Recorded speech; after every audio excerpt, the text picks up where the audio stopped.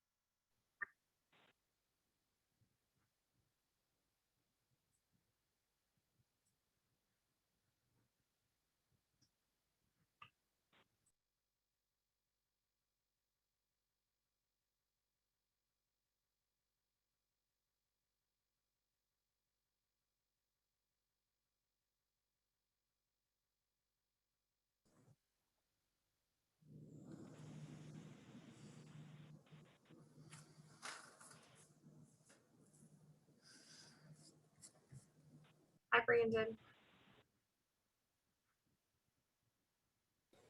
Hey, how's it going? I practiced your pronunciation several times. Hopefully I don't mess it up. Very good.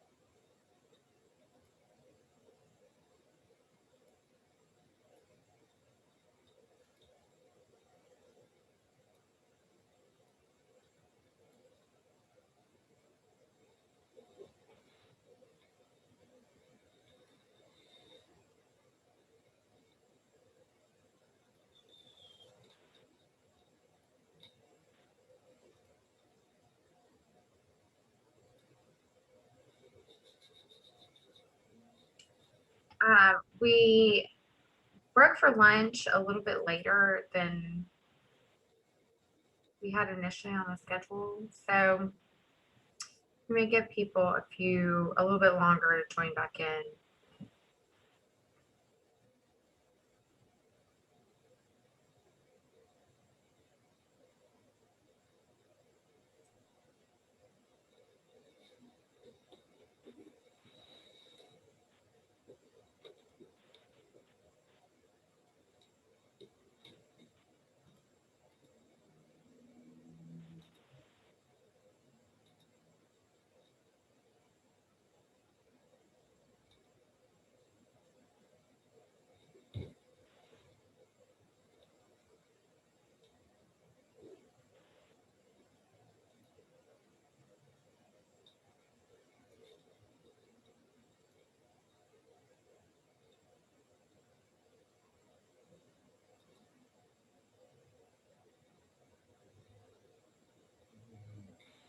That's right.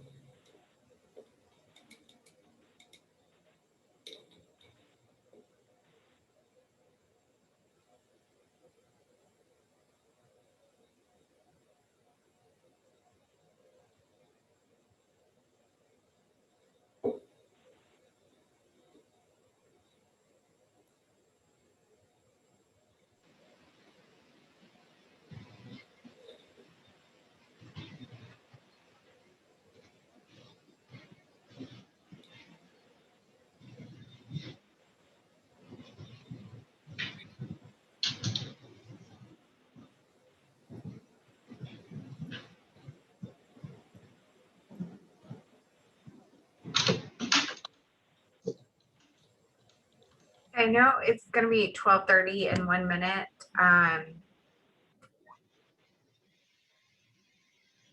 Brandon, would you be okay if we waited like 5 more minutes? Yeah, that's fine. Come in?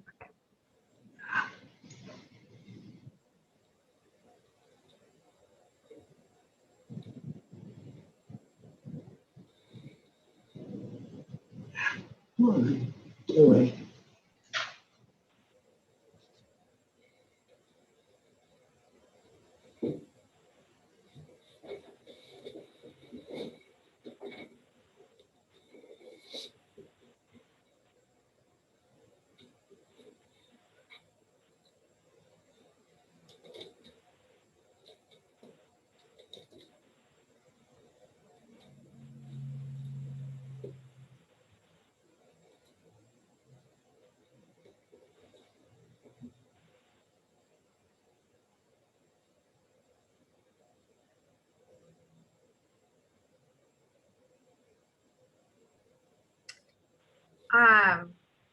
We're gonna give a few more minutes for people to start logging on, but I thought maybe we could spend this first 5 minutes going through some reopening remarks while people kind of join back in, because I don't want anyone to miss Brandon's presentation, but I know there's probably some things that we need to go back over. So thank you all for coming back. I know that the lunch was cut a little short, but I think we had some really good conversation from our previous presenters. So a couple things that may be good just to go over is PDHs. So if you are with TSITE, and Luke, feel free to correct me on this if I am wrong, but you can log into TSITE's website and download the PDHs for this meeting. They are self-recording, correct? If you are with DSITE, we're going to send out those PDHs to everyone who registered for the meeting. And again, those are self-recording. So we will have the reports that are generated from the Zoom meeting for everyone that logged in as backup. Also, as far as the business meetings, there's a Teams meeting after this for TSITE's business meeting. And then for DSITE's business meeting, there's a Zoom meeting, and those links were sent out with the Zoom meeting links for this meeting. Am I missing anything, Luke? No, I think you covered it. I don't have anything to post, but yeah, as far as PDHs, we'll do what we've done in the past. We'll post the PDH form as well as the login information to prove that you actually attended the meeting on the website, as well as a recording. All those links will be posted later today or tomorrow. Okay.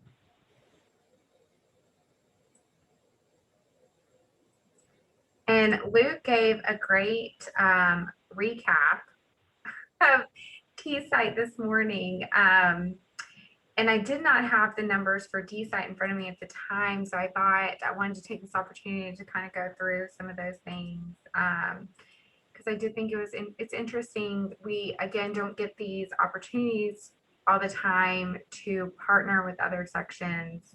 So I do think it's good to kind of interact and see what other states are doing. So I know that in the morning, kind of gave y'all a background on DSITE is Louisiana and Mississippi partnered together. We have around 195 members, so a little bit less than TSITE. We have 5 active student chapters. There's 2 in Louisiana and 3 in Mississippi. And an interesting fact that I looked up is DSITE was actually established in 1975, and its first meeting was in Biloxi, Mississippi.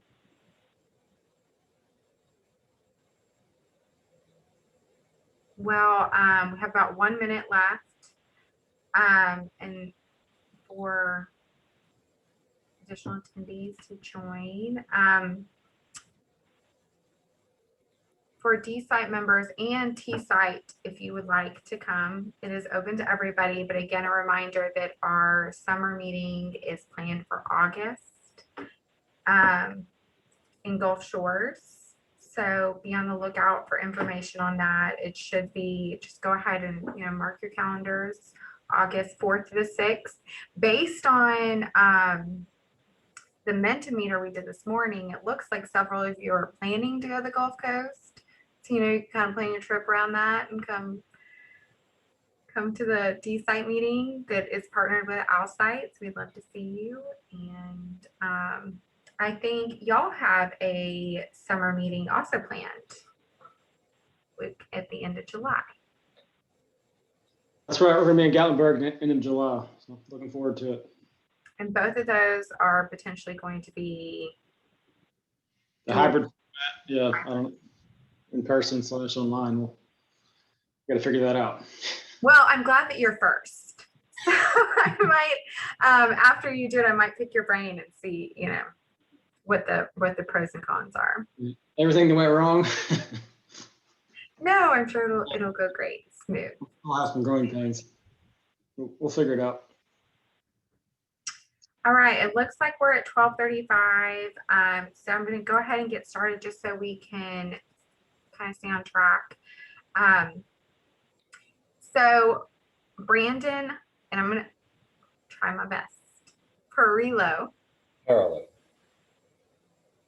Say it again. Parallel. Perillo. Did I say that? Yes. Okay. Has been in traffic engineering for 11 years. He graduated from the University of New Orleans.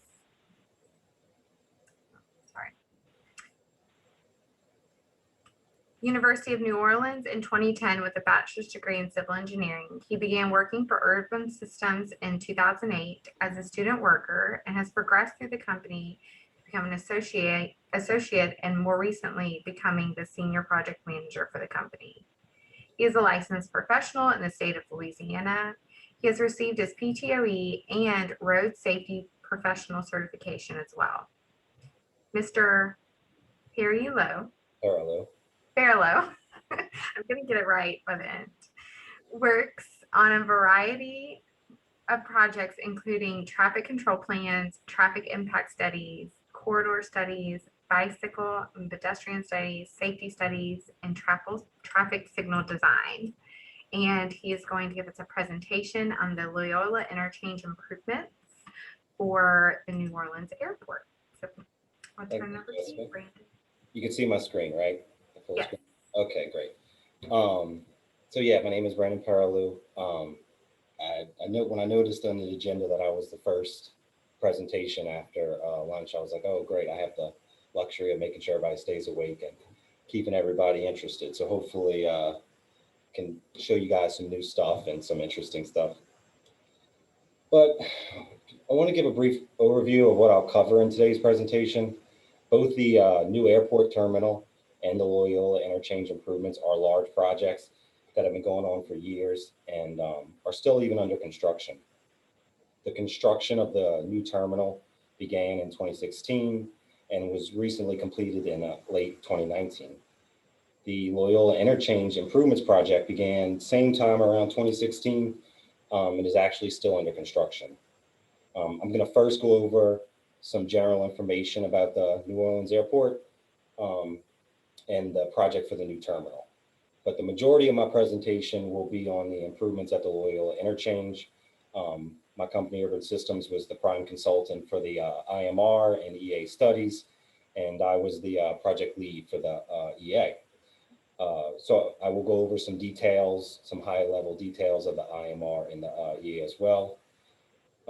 Like I said, the interchange is still under construction. It's a design build under DOTD. Our company is not part of that construction, but I'm going to, at the end of my presentation, I will give some details about the design build process and some updates on the project. Real quick, these photos on my slide, the one on the left shows a rendition of the new terminal. And the photo on the right shows the new north terminal and the south terminal. I'm gonna go over that in the next couple slides. So the New Orleans International Airport, it's the Louis Armstrong New Orleans International Airport. The airport code is NSY. It was built in 1959, so it's over 60 years old. Approximately 80% of all passengers coming into and out of the state use this airport. The airport has also seen tremendous growth. Back in 2011, it was projected about 17% passenger growth to 2018. It's been about 2% growth every year, sometimes reaching as high as 5%. But the issue started to become that terminal, 60 years old, was very outdated and inefficient. The old terminal had 4 concourses. One of the concourses was closed like years ago. The other 3 concourses were only being utilized like 30%. So there was a lot of resources and operations where the terminal wasn't operating very efficiently. It was outdated. So a plan came to update the terminal. Real quick, I want to describe, and I saw this cool little laser pointer thing I can do. The old access. So right here, you see is the south terminal. This was the old airport. The way you access the airport is this up here is I-10. There was directional ramps that tied into this airport road right here. This is a control of access roadway. And you come down, you come right in the airport, or you could come down here to State Highway US 61, Airline Highway. You could also access the airport through US 61. So the other thing I want to point out is this Loyola interchange up here. So as you can see, some vehicles utilize the Loyola interchange, but the majority used this airport access road, as well as this state. They would get off, there's an interchange right here. This is Williams Boulevard, LA 49. They would get off here, tie into, this is Veterans Memorial Boulevard, tie into the airport access road, and then get straight into the airport. So one interesting thing to note is that the airport itself is actually owned by the city of New Orleans. That's why it's the New Orleans International Airport, but the property is located in the city of Kenner. So this next slide kind of pointed out so everybody can get an idea what we're talking about here. It's in southern Louisiana by New Orleans, right south of Lake Pontchartrain. This is actually where the airport is located.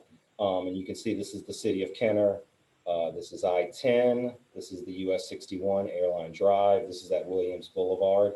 This right here is the Loyola interchange. But the parish line for the city of New Orleans is actually right here, this blue line. So it's a unique situation where the airport is owned by the city of New Orleans, but it's located in Kenner. So basically, Kenner gets the traffic for the airport. So the project is to improve the infrastructure in the city of Kenner to accommodate for the airport. So the next slide shows a new north terminal. This was taken, I think, in 2020. This shows the new north terminal right here. This is the old north, the south terminal right here. Like I said, construction began in 2016 on the new terminal and opened in 2019. The new terminal is 972,000 square feet. It's 3 concourses, 8,000 parking spaces. It cost around $1 billion. And it utilized the existing runway. So as you can see right here, this is the east-west, it has 2 main runways, the east-west runway here and the north-south runway. So it utilized the same runways, just connected with the new terminal. This new terminal, like I said, only has 3 concourses, so it's much more efficient, updated, and allows for much better operations.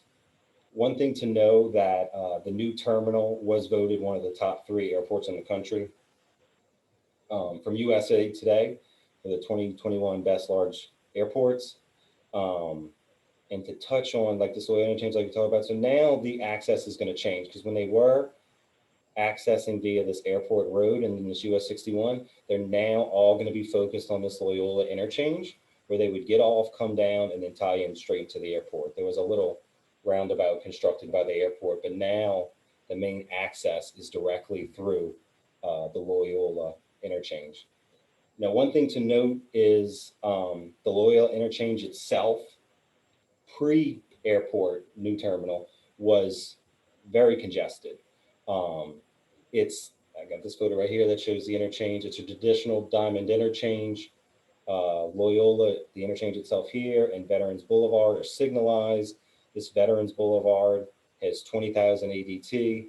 This Loyola Drive just south of I-10 is 20,000 ADT, and Loyola Drive north of I-10 is around 40,000 ADT. I-10 itself varies between 100,000 ADT and 140,000 ADT. I-10 is a 6-lane urban interstate. Loyola Drive is a 6-lane minor urban arterial. Veterans Boulevard is a minor urban collector. And one thing to note, Loyola Drive and Veterans Boulevards are local roads. They're not state-owned roads. The interchange is obviously owned by the state, but Loyola Drive and Veterans Boulevard are local roads. There was limited pedestrian accommodations at the interchange, some pedestrian signal heads, some crosswalks, but there was no pedestrian accommodations at the Veterans intersection. A unique aspect of this project also, as you can see, the proximity of this traffic signal at Veterans to the interchange is about 600 feet apart. So I don't believe the intersection, the interchange, and this is a signalized intersection here are coordinated.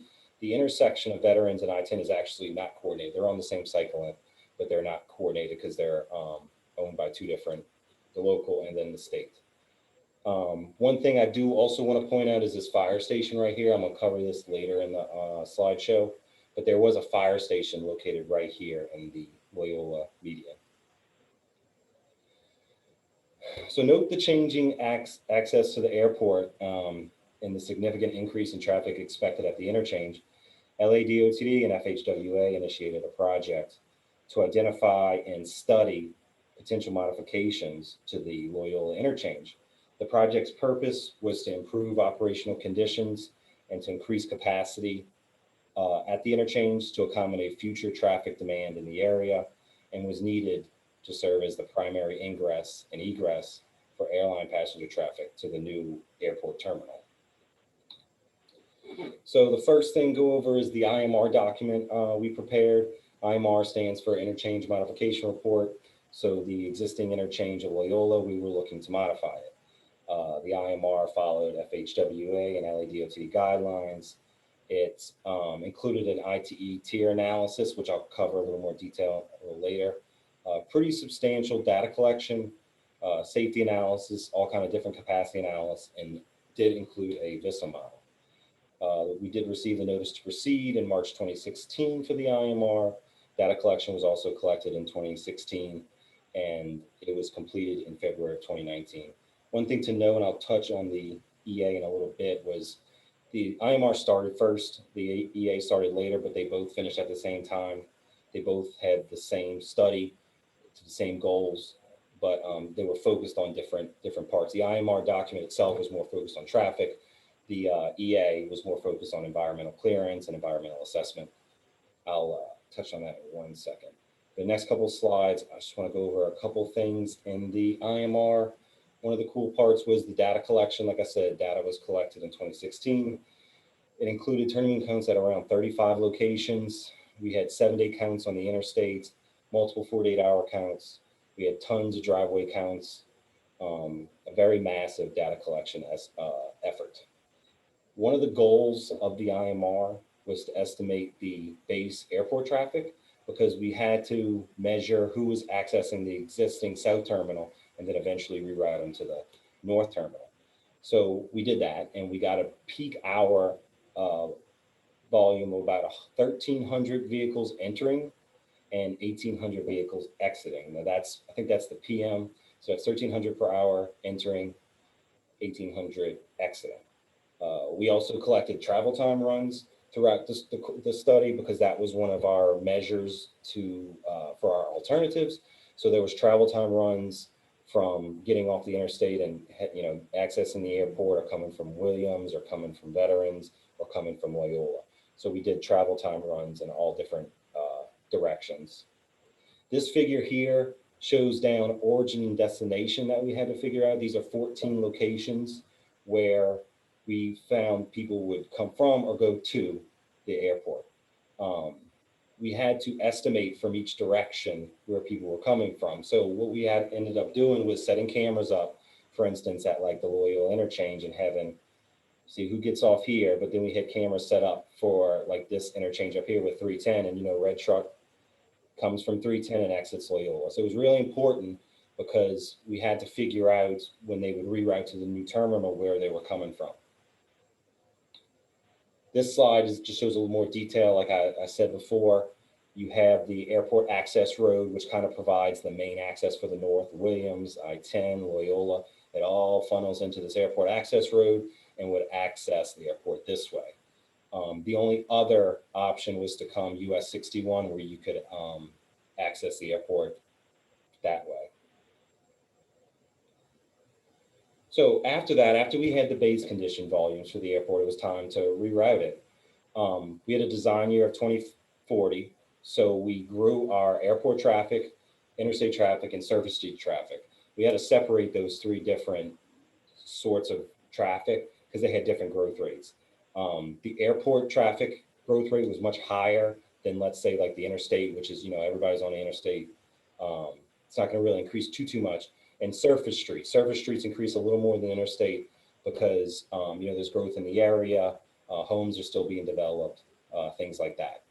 So we rerouted those same 14 origin destinations to the new airport. So as you can see, nobody accesses the airport anymore to US 61. Nobody really accesses the airport coming south. It would be, everybody's coming north on the airport access road, but they come on this Veterans Memorial Boulevard and the Loyola interchange. So when we grew the volumes to 2040, we came up with a peak hour volume of 2118 vehicles entering and 2935 exiting in 2040. So as you can see, even in a peak hour, 2100, 3000 new vehicles at an interchange, definitely going to have an issue. So the next thing to touch on is the environmental assessment document, the EA. This was run in conjunction with the IMR. It followed FHWA and NEPA guidelines. It included a similar ITE tier 1 through 3 analysis, but this was more focused on environmental impacts, where the IMR was more traffic, the the EA focused more on the environmental impacts. The goal was to obtain a finding of no significant impact, which is called a FONSI. That basically means you have environmental clearance. Nothing substantial was noted or observed or found during that clearance process. The EA also had a pretty extensive public outreach with it. I'll go over that in a couple slides, but also in the EA, we had 8 sub-consultants, and we got their logos down here. It was a massive team effort from everybody. We handled the traffic, Urban Systems handled the traffic. The other sub-consultants handled wetlands, right-way relocation, air noise, stuff like that. But we had a really, really good team of 8 sub-consultants. We received a notice to proceed in November 2017, and we received our FONSI in December of 2018. So from the start of the EA to the conclusion was about 400 days. And not sure if everybody's familiar with EAs, but I've heard around here, they usually take 2 to 3 years. This one we did it in record time for 400 days because the terminal was being completed, and this infrastructure to handle the airport traffic had to be put in place.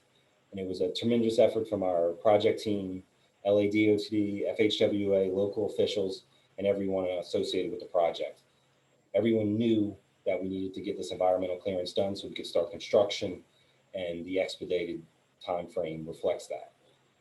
The next couple slides, I will go a little more detail of the EA process. I've spoken a couple times about the tier process. The tier is actually described in the ITE freeway and interchange geometric design handbook.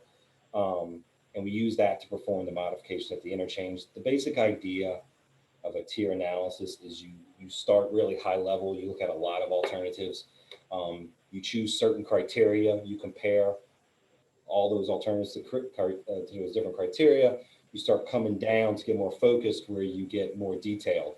So tier 1 is really, really high level, and then tier 2 and especially tier 3 you're getting to that more detailed analysis. And the end result for each tier is a comparison matrix where you can look at all the alternatives and decide which one to move forward. So let's touch on the tier one. So in our tier one, we have 18 alternatives. We compared them for traffic operations, their right-of-way requirements, environmental and social impacts, and construction and right-of-way costs. One thing to kind of talk about too in this tier one is we use very general comparison, so high, medium, low, right? Like when you're looking at 18 different things, we're not going to want to get too detailed. So we kind of stay high level. This shows a little excerpt of the 18 alternatives. So again, we're doing an interchange modification. So there was a bunch of different options for the interchange to do. So these show the different interchanges. These show the ramps. Like I said, traffic operations, right away, social impacts, costs. These are remarks. So this is when we start eliminating or determining when something might not be feasible. And then the end is a final consideration to move towards tier two. Now for this project, we had 3 alternatives that were selected to move from tier one to tier two and tier three. I'm gonna go over those in a couple slides. But real quick, tier two, like I said, more detailed analysis. We focused on the future highway network, public transportation, bicycle pedestrian. So we started looking at pedestrian and bicycle accommodations, ITS strategies and HOV facilities, since this is an interstate.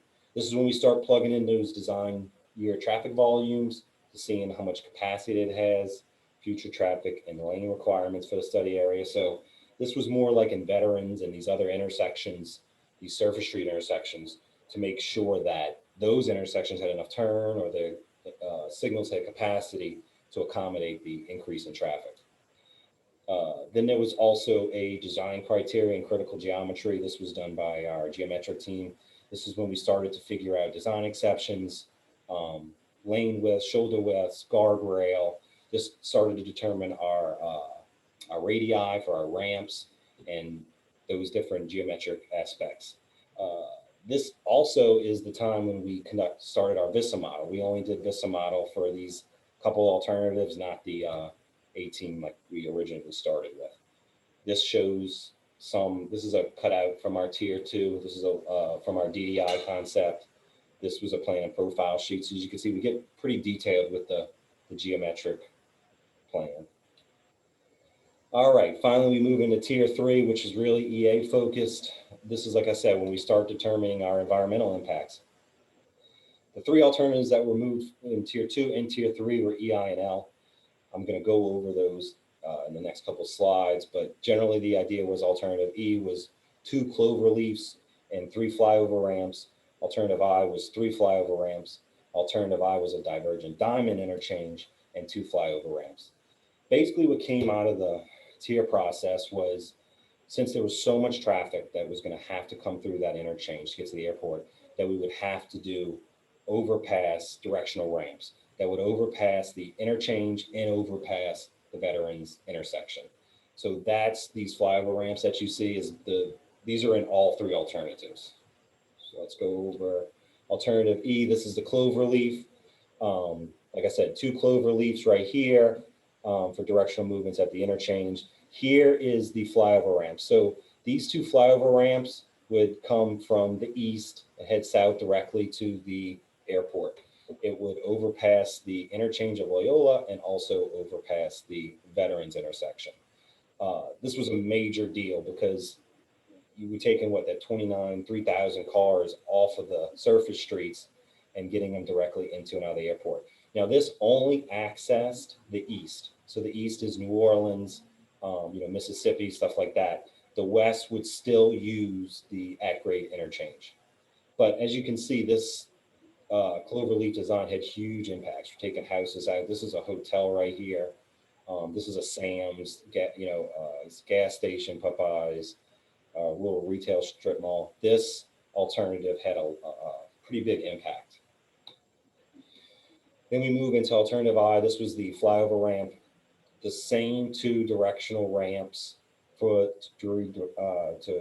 to the airport, but this one also had a southbound to eastbound ramp for this Loyola left turn, because this Loyola southbound left turn was pretty high. So the idea was to, get them overpass and to get on the interstate. That was alternative I, the flyover ramps. And the third one was alternative L. This was a diverging diamond design. This had the same flyover ramps directly to the airport like the other two alternatives. No southbound ramp here, but it had this diverging diamond interchange, which was a kind of a new concept in this area. This slide we presented to the public when we show them, because one of the important things to do was to inform people of what a divergent diamond is, because a lot of times when we got in these public meetings, the public had never even heard of this. So this was the slide. We drew some arrows to kind of show how a divergent diamond works, where you basically shift your left turning traffic in the middle of the interchange to the left side of the road. So so you don't have the conflicts with the left. We also we found this photo for US 21 at I-40 South in Statesville, North Carolina, because we wanted to show where an interstate overpass, an at-grade roadway, but like in an urban environment. A lot of times you see these DDIs in, more rural areas, but as you can see, we're covered with commercial and industrial and residential. This is really in an urban environment. Now, one thing to note is this would be the second DDI to be constructed in Louisiana. PQ Lane in Baton Rouge is actually the first DDI, and that is currently under construction. So the result of the EA was this final tier 3 comparison matrix. You can see E, I, and L. So E was the cloverleaf, I was the flyovers, and L was the divergent diamond. This was what we presented to the public. This was the final tier 3 comparison matrix that we presented to the public. The general idea was, like I said, E was just so big. It took so many residential and commercial properties. It just was not feasible. I took the least.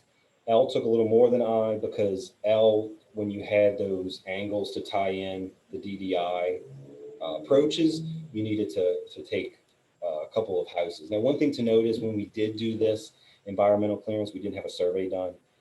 So when we designed this, we wanted to make sure we were designing wide, because you want to get environmental clearance and not have to go back. You'd rather go too far than have to come in. So we were really being conservative with our study area and how far we would go out.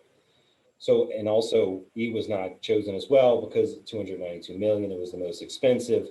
I, the flyover ramp, was slightly more expensive than L because it had that third stack. It had that southbound ramp to the interstate from Loyola. So that was very expensive to get that third stack of the flyover ramp. So one thing to touch on quick was our public outreach. Part of the EA process was we had 2 public meetings and 1 public hearing. As you could tell, this project had multiple stakeholders, FHWA, the airports, City of New Orleans, because it's New Orleans property, but the City of Kenner, because they get the infrastructure, the RPC, the local NPOs, Jefferson Parish, and local emergency services. Like I touched on that fire station. A lot of those, let's go back a little bit, a lot of those alternatives with this ramp that came down the interchange, the fire station had to move. So that was a big deal to get that relocated, to find a location for it. Because it was south, and so everybody accessed this, but now emergency personnel are north of the intersection. So they'd have to come south to get through, to get Lower Kenner and anything to the east. So that was a big deal, but this is ended up where it moved. It moved in every alternative there. I got it in each one, but that fire station had to be relocated before this construction began. So that was emergency services. Per the NEPA and FHW requirements, all of the public meetings were documented and made available to the public in the EA document. There was an additional public meeting held by the design builder in October of 2019. And I have Hot Wheels written right here. They had their DDI and they had a very large board, and they had these little Hot Wheel cars, and they allowed the public to see and to drive it. And it was very helpful for the public to get the idea of how the DDI worked. We provided these general comment forms, which I show right here. We tried to make these super simple, like multiple choice, but also questions with short answers that was focused on our project. So specific things we were looking for. It was really important to get as much feedback as we could. And so we tried to make it as easy as we could for the public. In total, over our 3 meetings, the 2 public meetings and the public hearing, we had 300 total public attendees. That's not project team or stakeholders, that's just the general public. And we did receive 73 comments total from all 3 of those public outreach meetings. This slide kind of shows some photos from it. This one down here, we had a little presentation as everybody walked in, kind of gave an update of the project, because as you know, the public meetings happen throughout, as well as the public hearing.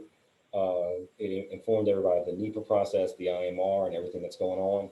We had these very large boards set up with very detailed of the layouts that I previously showed, so people can say, oh, this is going to go by the house, this is going to take this out, how we would do it. This is also where we presented the VISA model. We had a 60-inch TV that we compared alternatives I and L, the flyover, and DDI in 2040. And it would, it would start out, zoom out, and it would zoom in on each part and show how the interchange and the intersections would work. And this was very well received by the public to kind of, visually see what kind of alternatives we were talking about. And this was on a constant loop. We had project team members at the VISM station, at all these graphic stations, to answer any questions that people would have. So I cut out some of the VISA models so y'all could see. Like I said, so these were, up and down on the 60-inch TV, the zoomed out view, and then we kind of got in. This shows the I, which was the flyover alternative, and L, which was the DDI alternative. 2040 PM, that was our critical peak. So it was really cool to be able to show the public this, and it was, like I said, it was very well received. Now, the VISA models were not only used for animation purposes for the public. This is what our analysis was. This is where we got our measures of effectiveness. Like I said, travel time runs was something we measured, density and speed for interstate segments, interstate queues, and intersection LOS. That's how we got our traffic data to compare the different alternatives. So to come to the end of it, the design build, what actually got approved was a modified alternative L, which was the diverging diamond configuration. And this is their sheet. As I stated before, it is under design build. Design build basically combines design and construction into a single contract. This allows contractors the opportunity to participate in the design, to reduce costs, and also reduce contract time, which, like I said before, it was a major point because, we got the new airport terminal open. We need to get the infrastructure in place to accommodate this traffic. So the DDI design is currently under construction. The design builder did have a detailed survey, and so their DDI design was much tighter than we had. Like, if you kind of remember, ours was way out here. Like I said, we were trying to be conservative. So theirs actually came out to 125 million cost, which was cheaper than ours because they had less taking and much cheaper than the flyover. So it worked out. It worked out in the end. The design builder received the notice to proceed in August of 2019. So this design builder was starting, and design was starting even when we were still going with the EA and getting the public outreach going. Right now, the design is scheduled to be completed by the summer of 2022. So just these next couple slides, I just wanted to show some of the progression of it. This is looking west at the I-10 overpass. So this is going to be one of those ramps that lead directly to the airport. They're working on these flyover ramps. They've already got these beams and girders over the interstates. They haven't done any of the decking yet, but they've got these overpasses going. This shows the columns for the ramps to start getting graded and then going over. One unique aspect was this canal right here. There was a large box culvert that was constructed near the Loyola intersection because it was very, very tight because you have the canal and then right here is the interstate. So the space for these columns is very, very tight. This shows another photo of it. Like I said, this is the overpass of I-10, and then now you have the overpass of those ramps to the airport. This is looking towards Baton Rouge, towards the west. This photo is another one. This one's looking north. So this is looking toward North Kenner. This is your Sam's and your gas stations and other things like that.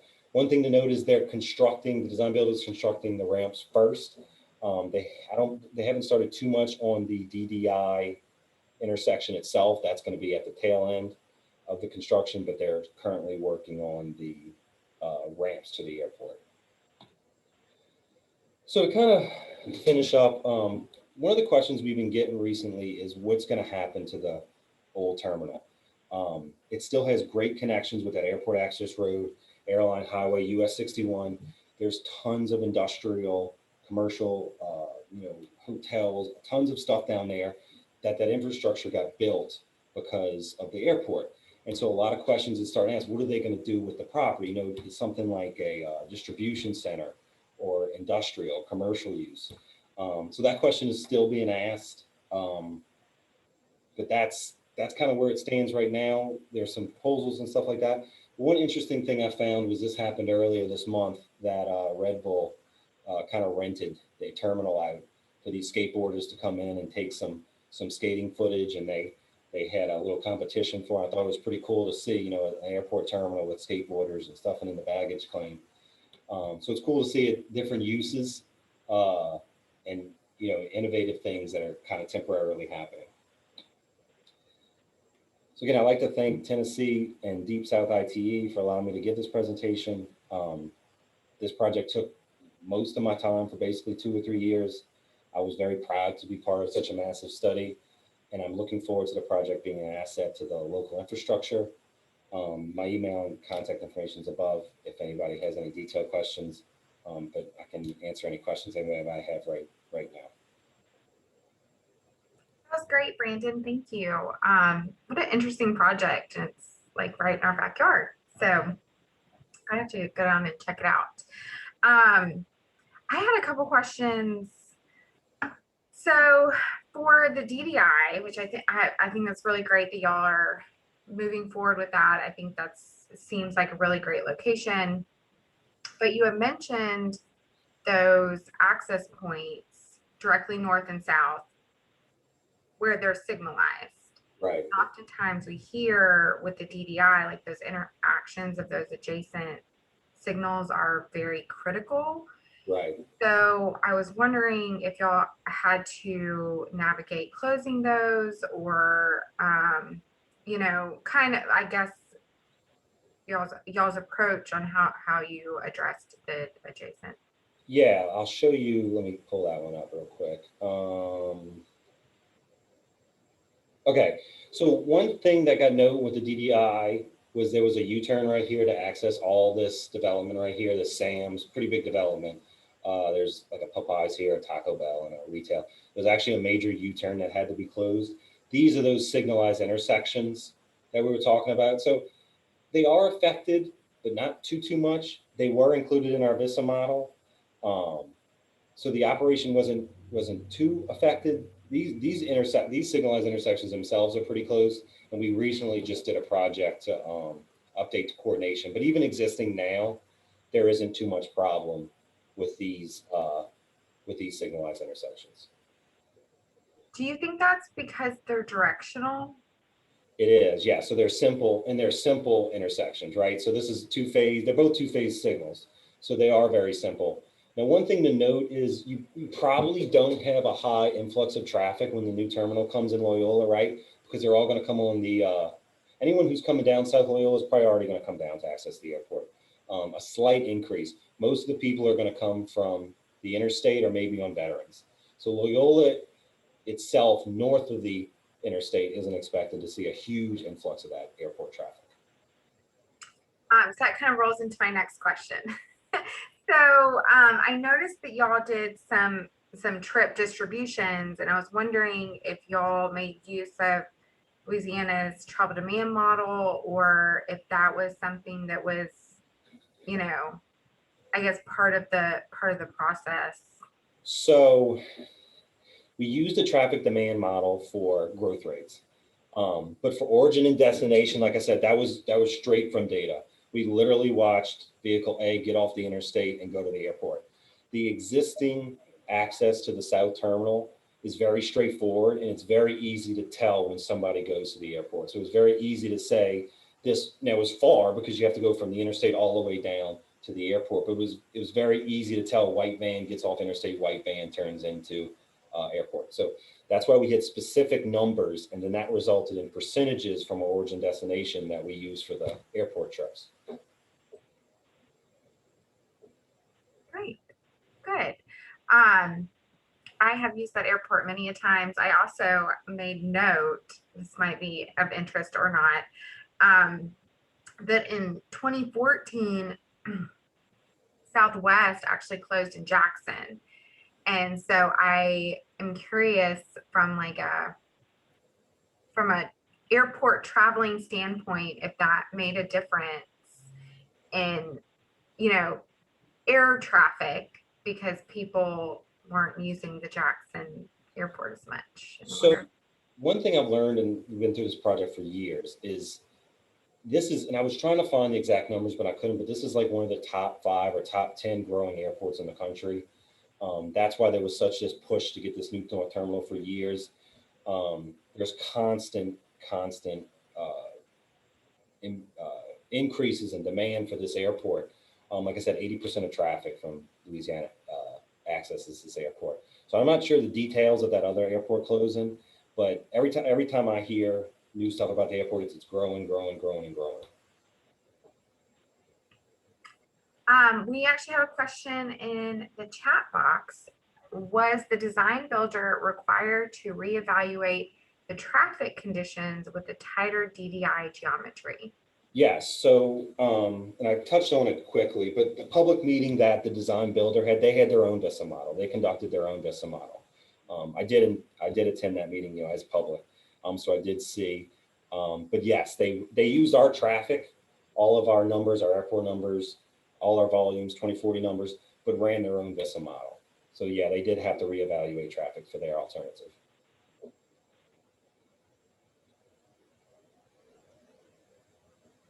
Interesting. I would not have thought about that. That's a really good point.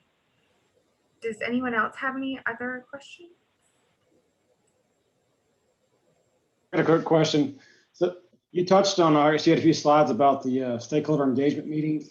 Okay, was that all pre-COVID 2019? So that was in person, didn't have to deal with it. Absolutely right. We received the FONSI in 2019, so we just December 2019, so we just missed it. But yeah, public outreach. I think we hand delivered 300 to 500 flyers. People who are familiar with the EA process, FHWA has specific guidelines how you get your public outreach. You have to put it twice in the paper. I think it's 30 days, 15 days in the paper before the meeting. Like I said, we handed out 300 or 500 flyers to all the businesses, all the residential areas. It was on the news. It was on the DOT website, of course, local Kenner website, like Jefferson Parish website. It was very important to get as much outreach as we could, and FHWA has guidelines for all that. Well, it sounds like you're lucky to get that in before COVID hit, so it's much easier to pull off. Couldn't imagine. I couldn't imagine.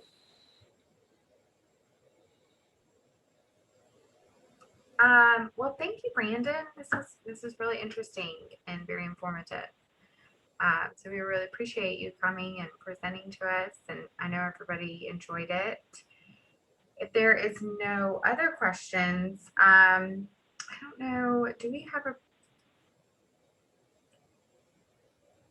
we're going to move on to, I guess, our next speaker, which is going to be Evan Wright.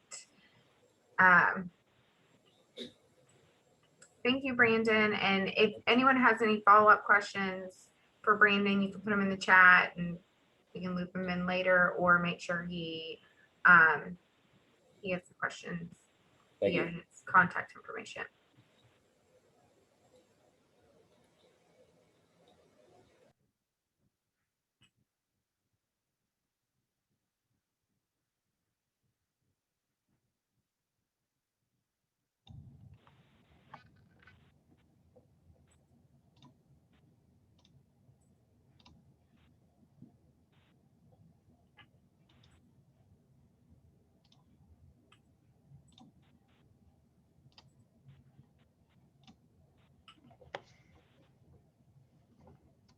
All right, I guess ready to go.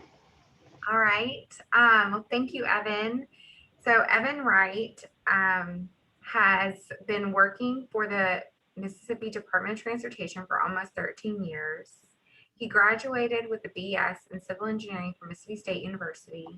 Evan is the state planning engineer and oversees the intermodal transportation planning activities for the state. Evan currently resides in Madison, Mississippi with his wife and 3 children. Being a native Tennessean from Dayton.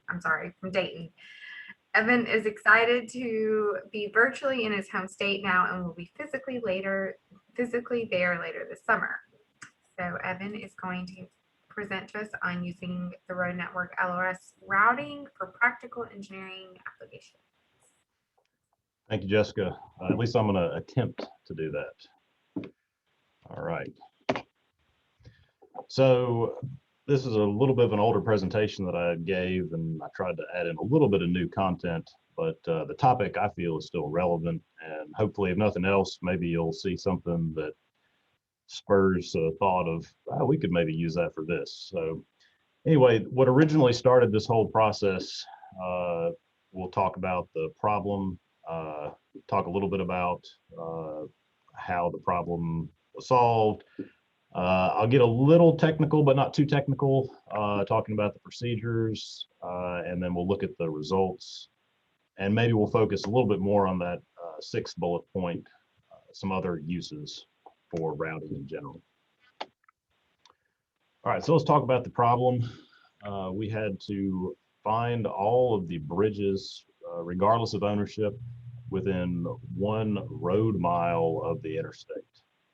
And then a real quick shot of PG routing was a solution that we decided to come up with, and they have a really great logo, so I wanted to put that there. A little bit more detail, there was a survey sent out to all state DOTs. I believe it was dealing with the routing of very large emergency vehicles, and they were trying to figure out which bridges would be affected by this. And so if anybody's familiar with, general GIS kind of schools of thought, you might would have heard the 1 mile and thought, well, let me just put a buffer around these bridges and we'll see what happens. Well, unfortunately, it was a road mile, so that actually is the driven distance. So we couldn't simply use a buffer to get our answer. We will end up using a buffer to be part of the process, but that's not something that we could just do and be done. Would have been much quicker if we'd have been able to do that. So a few options, PG routing. Another thought was using Google Maps, because when you think routing or anything, Google Maps is generally the solution that most people go to. And they have an API that you can do most of this with. A few other thoughts, you could go in and measure. There's not just too many things there, but it would have taken quite some time. So talking about PG routing, it is free to use. I will say that it's easy to set up, and the con, at the time, I hadn't used it too much. So with Google, obviously MDOT already had an API key, so we wouldn't have to buy anything additional to use it. It does routing well. That's kind of its bread and butter. The unfortunate thing is you would have had to use Google geocoding, which we all know can be sometimes inaccurate, and then we wouldn't be able to really control the inputs and really investigate what's going on with the data. In addition, would have had to write some code that I would have been unfamiliar with to actually use their API to do a ton of these fetches. And of course, the manual measurements pretty much dismissed that. Just it would have been too hard, too long, taking too long, too hard, and we tend to miss things when we're doing it by hand. So, talk a little bit about how kind of PG routing came into play as a solution. I was able to attend FOSS4G conference, which is free and open source software for GIS. It's been, I think it was virtual last year, it's virtual this year. Not sure when it's going to actually be back in North America, but if anybody has an interest in GIS, especially in open source GIS, I would highly recommend attending it. It's a very good conference. They also have workshops, and lo and behold, I actually signed up for PG routing workshops in both the morning and afternoon the same day, and those links actually still work. And there is good content out there if anybody is interested in kind of looking into things a little bit further. So after, I guess, about 8 hours of workshops, I was so inspired that I went back to the hotel room and I actually set up a little bit further PG routing using our actual LRS. Even had a little web-based thing running all that evening. So again, I feel it's easy to use. And so I think that kind of shows that. But basically, because I had a chance to use it a little bit, I felt like, sure, we can answer the question of, how many bridges are within 1 driven mile of the interstate. Also, I'll put a shameless plug out there. I don't get any kickback from this, but if anybody does want to investigate PG routing, I would highly recommend utilizing this book as a resource. So we'll talk a little bit about setting things up. PostgreSQL is a database. It is much like Oracle, SQL Server, any other database. It has what's called extensions, and PostGIS is the actual GIS extension, and PG routing is an extension to do the routing. Again, they're all open source and they are all zero cost. That link will actually give you kind of a step-by-step how you can set it up on a Windows box, assuming most everybody's using Windows. We'll talk a little bit more about what we mean with a node feature and a network feature, but it's pretty straightforward. There's a couple readily available sources, one being OpenStreetMap. Sometimes in my spare time, I'll edit OpenStreetMap in my area where I live, where I kind of know what new roads are. It's something I'd recommend people do if they are interested in GIS data. It's a good little project, little hobby to take up. I used our Arnold LRS, which is the All Roads Network from Federal Highway. That's a requirement that they put in place a few years back. The neat thing that it didn't make a whole lot of sense to me at the time, but you can actually route without geometry. It's just basically lookup tables, just the geometry helps you to visualize things in the end. The nodes feature we get at MDOT is from our control point feature, and that's just something that's generated as part of our editing our road network. We can tie this all together, and I'll show you. So, this is the query that we ran to generate the network that has our source and our target information, and that's pretty much all that's needed to route. All right, so a little bit more about PG routing. It produces an aggregate cost. So at the end of the query, it's basically what is the cost to go from A to B.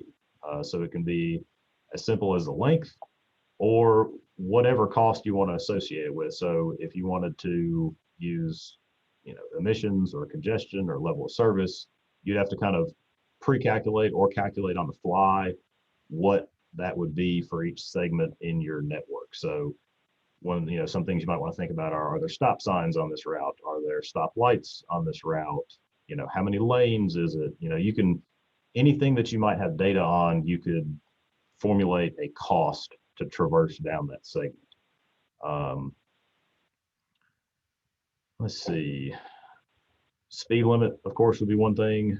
A divided indicator. So is this a divided facility? It's meaning you can only go down one direction on each side, and that kind of plays in with the one-way, two-way indicator, but that's very important so that you can, if the direction matters to you, it won't send you down the wrong way.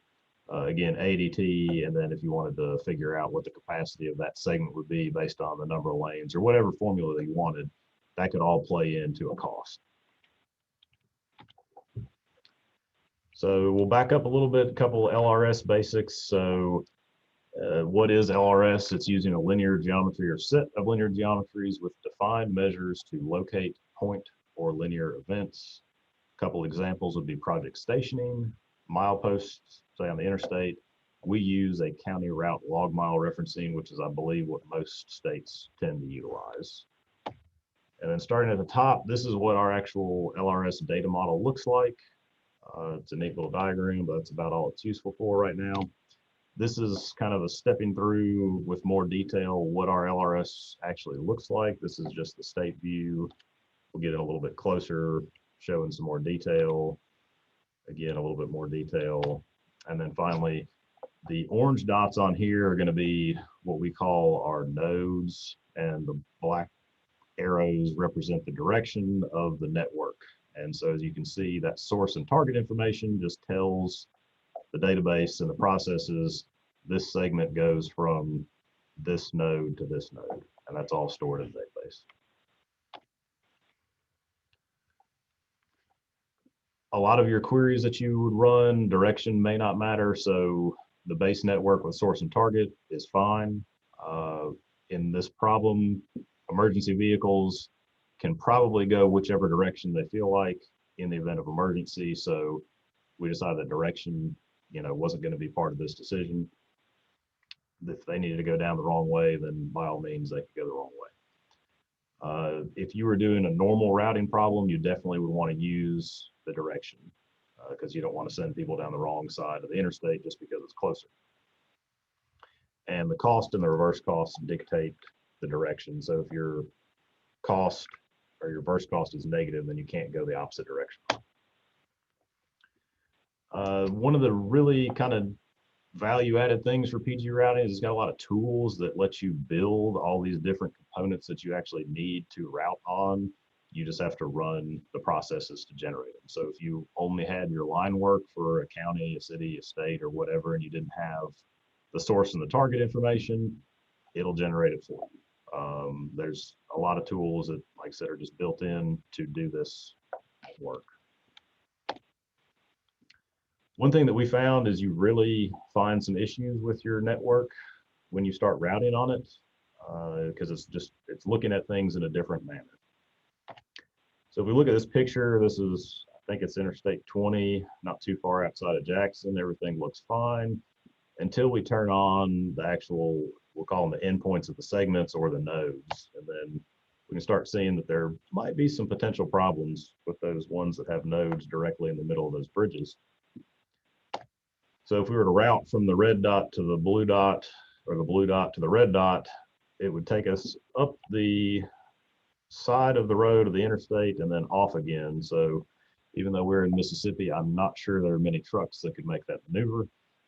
So again, just some things that under normal circumstances that wouldn't really, it's not an ideal network, but it's not a problem until you start routing on it. So this was kind of good to bring some of these things to light and to look for, and we have since fixed that. To tie into that, looking at things through a different lens is always a good idea. It helps you to find things that you never would have thought of. And I've said it numerous times that, we keep finding these big things, we fix them and we move on, and we're just going to be doing normal maintenance. Well, that's never the case. We always find something else that, oh, we hadn't thought of that, or this division needs it to be this way. And so things are always going to be changing. All right, so in order to load our data, there's a couple options. If you're using a GIS software, you can load it through that, or there's some command line tools you can use. I'll stay a little bit less technical for this talk. All right, so you've got the network and the nodes loaded. Now what? How do we know what segments or what nodes we actually need to use? And so what this query does, it identifies what nodes on the network intersect a ramp and an interstate. And we'll show a picture of that next. So these are the ones that we were curious about, and then we'll show where the bridges are. And so here's where we did actually use a buffer. So the buffer was utilized to create kind of the one-to-many relationship of node to bridges that we would actually process through the program to figure out how long it took to drive there. And this picture, I didn't realize until now, but that's the Brandon Amphitheater under construction there. So it's kind of neat. All right, so we went ahead and did a 2-mile buffer around each one of those ramp to interstate connections, just to, again, you never know what you might find with your data, so it's always better to do a little bit extra. And And to distill it down to the simplest sense, once we had that one-to-many table built, we processed it through a PG routing function and then looked up all of the bridges and node ID combinations that had a maximum cost of 1 mile or less. And so here's kind of the blue stars are going to be the ones that are going to be within a driven mile of the interstate. So a few final thoughts on that problem. Directed graph is ideal. However, we didn't need it in that case, but it still makes a lot more driving sense. The one-way attributed is very important. A lot of times when we're looking at our data, the one-way may have been skipped over an intersection, so it happened mid-block, and it just, having that tied down is very important. And also channels and crossovers. If you don't have that level of detail in your network, then you might end up driving further down the road than you would otherwise have to if you had to make a U-turn or something. So those are very important details to actually have in your network. All right, so let's talk about a few other uses. One quick thing that came to mind is in the NBI, there's actually a detour length field. I'm not really sure how they calculate that, but just as an example, you could utilize this to do that. You essentially would delete the segment out of your network and say it's not available for routing. And then looking at the node on either end, you can say, you know, how far is that around? I believe this one's distance in NBI and this distance checked out pretty good. So they must be doing that or something similar. And this is one that I thought about for a while and didn't until this past week have a chance to kind of go through, but you know, we put out a lot of traffic counts. There's a lot of data collection that we do in planning. And so one of the things is, you know, what's the best way to do that? Is there a way to find that out? And so this was kind of an exercise in that. And I'll let you determine if you think it was successful. You know, our staff that puts these counts out generally kind of have their own method, and maybe they know the county or know what order they want to do things. But this is just one way that maybe we could come up with a potential order. And so here's our actual count locations for Alcorn County coming up this July. There are 47 volume counts at these various locations. So how can we figure this out? Again, we'll go to PG routing, and within it, they have what's called a traveling salesman problem that you can run through, and it finds the shortest route, visits all your points once, and returns to the origin. Problem is that it travels from point to point, and that's not exactly how roads work. So, you know, how can we kind of mitigate that and make it more like a road network? And so what we did is basically gather the information of what 2 points are these traffic counts in between, and we said, all right, well, you have to route through the begin and the end of that segment. So it got a little better results. And then one further thought, if we'd had more time, would be to generate a series of points along the route ahead of and behind the actual count to kind of even force it to the road even more. So we decided on a starting point, looked like the crossing of 2 major roads. And what really went into the decision is the fact there's a hotel we could stay at and a Cracker Barrel we could eat at. Very important things when you're on the road. So what does the traveling salesman problem result look like? So the green was the very first node starting point, and then the direction is shown, and this is the traveling salesman result going through all of those points. So once we had the order of the points that it recommended to be collected in, we'll show a little more detail. So those white dots are going to be the begin and end of the segments, and that's the points that it had to go through.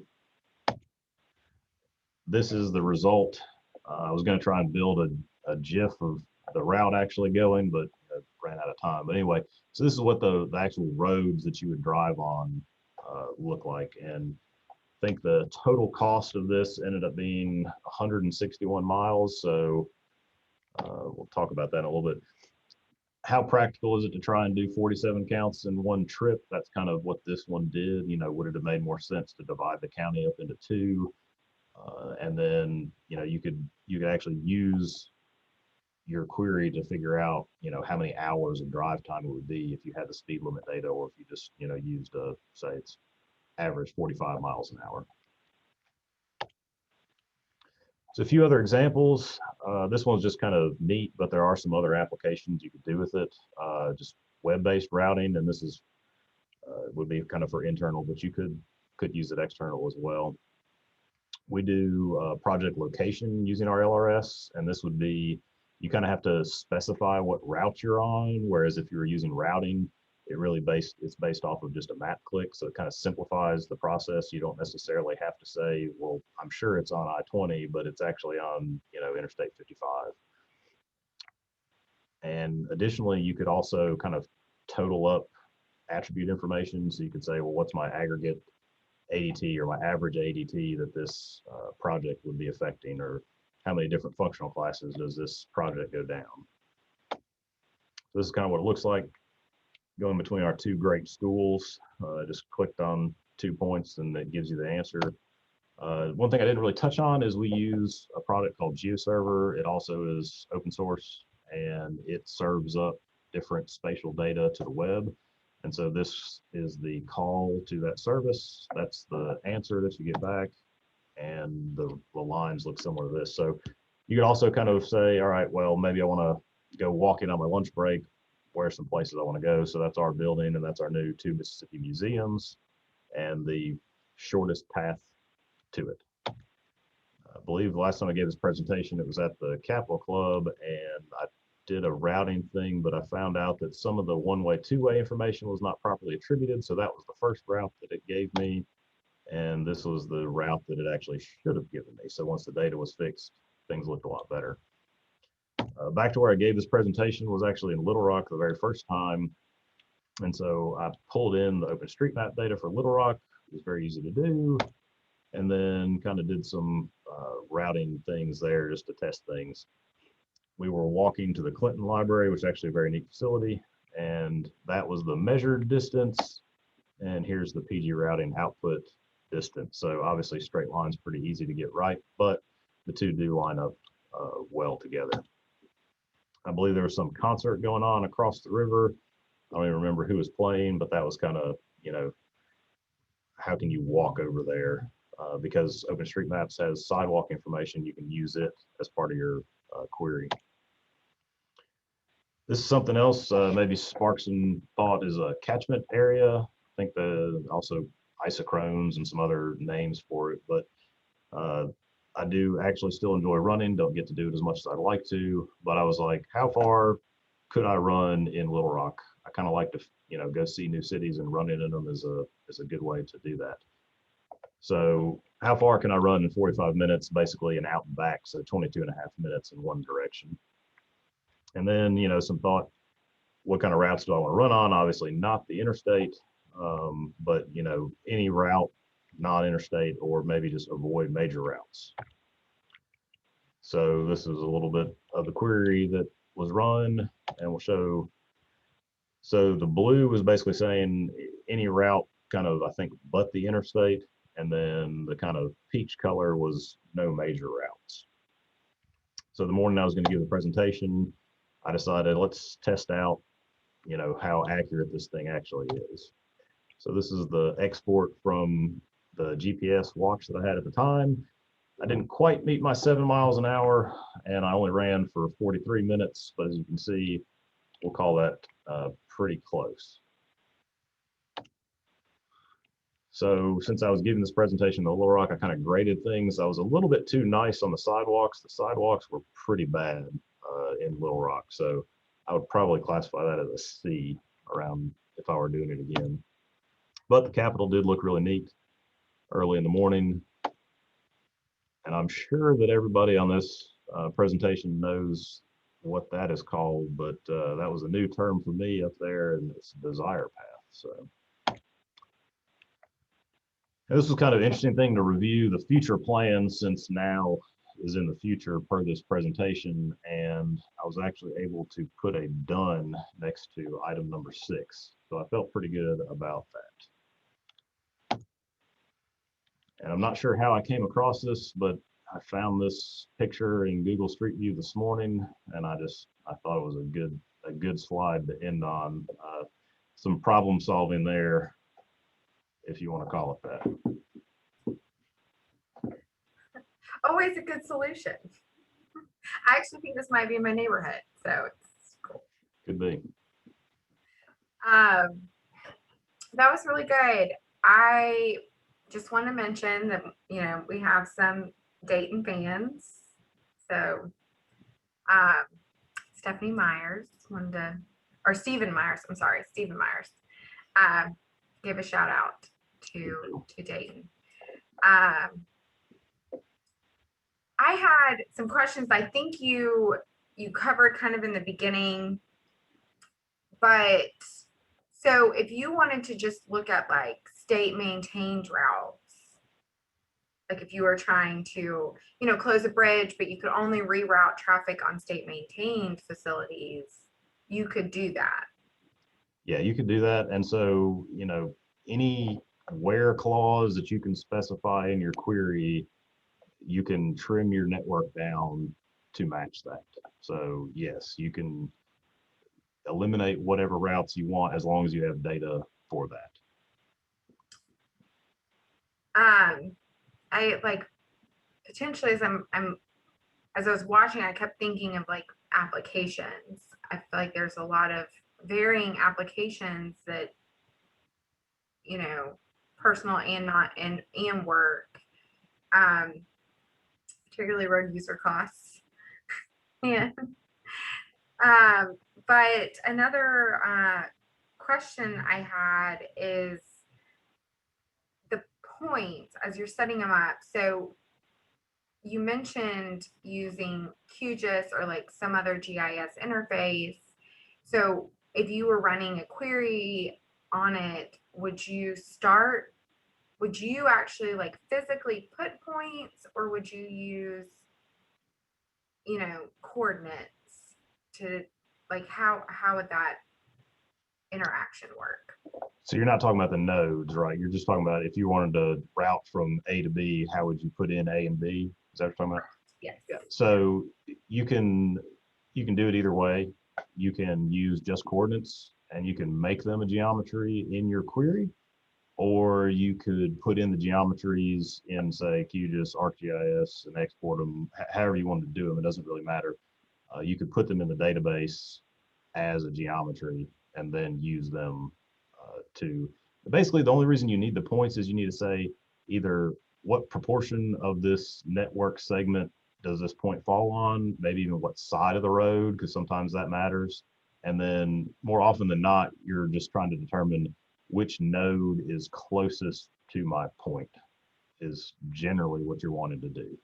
So that's really what those points are for. Obviously, it's a good visualization, but that's more than likely what you're trying to get at is what node do I need to start at or what node do I need to stop at based on its relation to that point. Okay. I am going to allow, oh, hold on.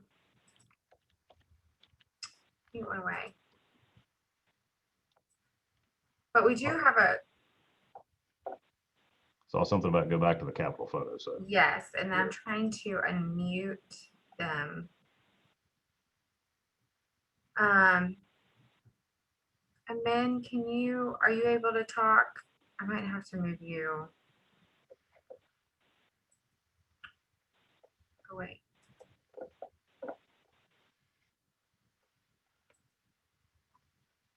Oh, you should be unmuted. Okay, so I do the lighting for TDOT. So I was impressed by the LED or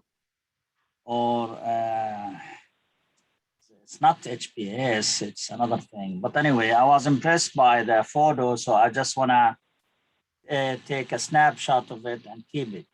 yeah, go for it. My hand. Yeah, and that's Arkansas's capital there. So Yeah, thank you. mm-hmm. This is a very good photo. Did you mention, I got a quick question, I guess, for you. As you mentioned, you can get travel time costs between nodes for the user. Yes. So the simplest cost is going to be just the length of that piece of road. But anything else that you wanted, like if you had the speed limit for that piece of highway, you could then actually get, how long would it take to go down there? If you wanted to say, even if you wanted to say at this time of day, we expect it to be this congested, so that's going to add into that cost. You could, anything that you can think of, you could multiply together, divide out, and then get a cost for each network based on route class or, whatever you wanted to do. So you could do like different costs for trucks versus passenger Sure. cars, Yep. occupancy, all that. Okay. Mm-hmm. Cool. All right, well, that was a great presentation and a lot of really good information. All right. Definitely some great uses. Thank y'all. Does anyone have any other questions? Evan, did you have your contact information up there? I did not. I can put it in the chat box, or we can, I don't know, send it out later, or however you want to handle it. Well, both myself and Luke can get you Evan's contact information if you have additional questions for him. I think right now we are going to go into break. So we have just 5-minute break for our last presentation. I think we're going to do some more Mentimeter questions.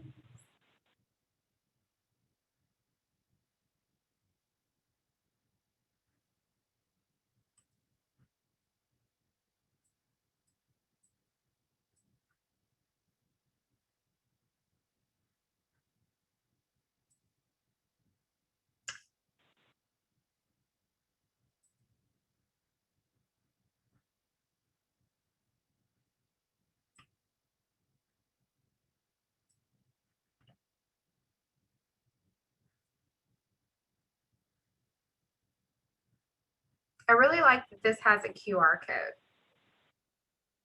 I feel like I've become an expert in QR codes since COVID.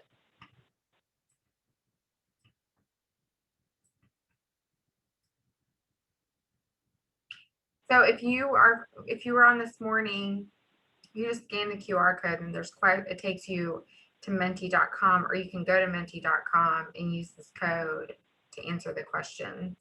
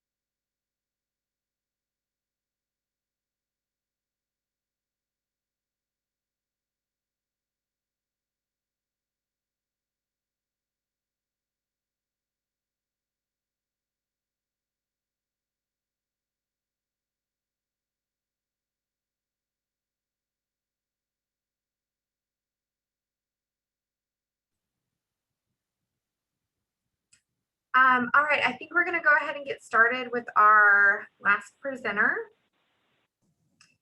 So thank you all for participating. It looks like congestion is our next transportation challenge that technology will solve, followed by safety.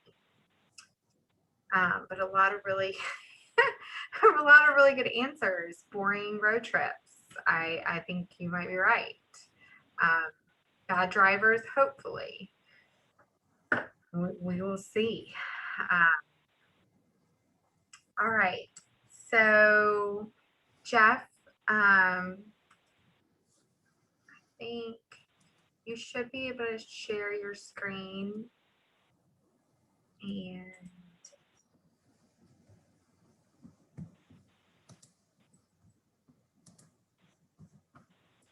should be able to see that, I hope. yes, we can. So Jeff Schmidt currently serves as Deputy Division Administrator for FHWA Mississippi Division Office. He has been in his capacity since 2019 and supervises a staff of 16 delivering the federal aid program in Mississippi. Prior to his current position, Jeff was in FHWA's Office of Infrastructure as a major project oversight manager, working with Alabama, Georgia, Indiana, and Kentucky in the delivery of a major design build and P3 projects. Jeff also spent time as a field operations engineer in the FHWA Mississippi Division and was a construction project engineer in FHWA's Eastern Federal Lands Highway Division. Jeff holds a Bachelor of Science in Civil Engineering from Michigan Technology University and is a licensed professional engineer in Mississippi. So welcome, Jeff, and I will turn it over to you to present on FHWA risk-based project involvement. Okay, well, thank you, Jessica. When Jessica asked me to do this presentation, she asked if I could talk about things that are new or changes in the works. And I told her, well, I think we're probably 6 months shy of having some major changes. As you all are aware, the Congress is working on an infrastructure package right now. They're also working on a reauthorization bill for the federal highway program. So there's two major pieces of legislation underway. The outcome of those are to be determined. We're also looking at the administration's priorities in terms of our existing policies and procedures. So what's changed, today? And one thing I can talk about, actually my presentation is a two-step presentation. The first step is last fall, Federal Highway issued an internal guidance called risk-based project involvement. And what that is how the agency is going to interact with specific projects with state DOTs or LPAs. And just depending on your age, if we were in person, I do the show of hands, I could kind of gauge your age, but these are all terms that if you're with the state, you've probably seen most of these depending on the number of years. Over time, we started off with the term exempt, not exempt. And what that meant was not exempt from federal oversight. And eventually nobody thought those were good terms. So we moved on to full oversight. And that's more of a common term up till about 2013. And what that term meant, at least in Mississippi, is federal highways had full approval authority for every project on the interstate system, any project more than 5 million on the NHS, and any other project that we chose.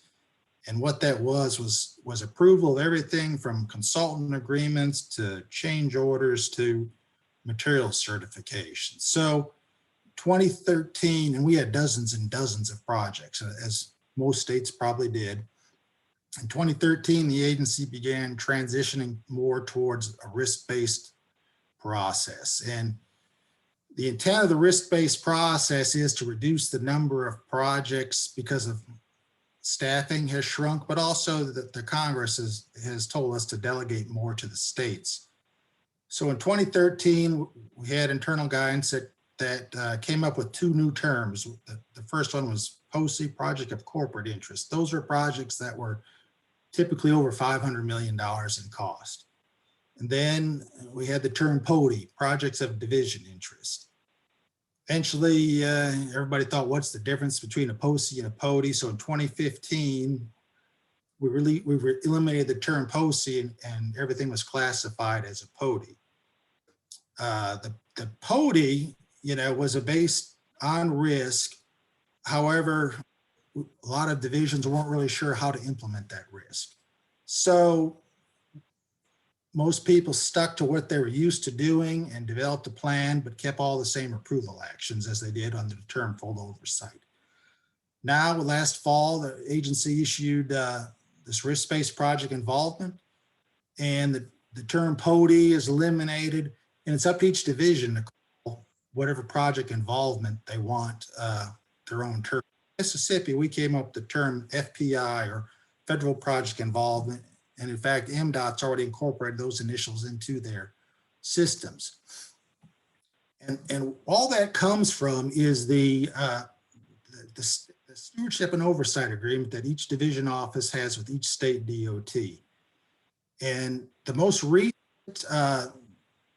oversight agreements were in 2015. Federal Highway developed a standard template based on the FAST Act, which was passed in 2015. And what that law basically said was at the bottom there that the secretary shall delegate the maximum extent possible those responsibilities to the state. And the stewardship and oversight agreement lays out who's responsible for what action. I mean, it goes through every program area, environment, design, civil rights, construction, right of way. And each activity is delegated either to the state or to Federal Highway. One thing is in the works is the renewal of that agreement and a streamlining of it. That also was underway last fall, and with the new administration, they're taking another look at that agreement. So hopefully this year a new agreement will come out between the states and the divisions, but to be determined.